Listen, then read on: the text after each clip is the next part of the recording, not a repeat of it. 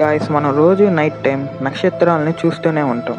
కానీ మీరు చూస్తున్న నక్షత్రాలు లేదా గ్రహాలు అవి ప్రజెంట్ టైంకి సంబంధించినవి కాదు. ఒకవేళ ఏదైనా నక్షత్రాలు కనుక బ్లాస్ట్ అయినా మనకు కనిపించదు. అది కనిపించాలంటే కొన్ని ఇయర్స్ టైం పడుతుంది. ఉదాహరణకి మీరు ఒక బీచ్ దగ్గర నుంచొని ఒక యోగా చేస్తున్నారు అనుకుందాం. అయితే మిమ్మల్ని మన భూమి నుంచి సుమారు ఒక కాంతి సంవత్సరం దూరంలో ఒక గ్రహం అయితే ఉందనుకుందాం.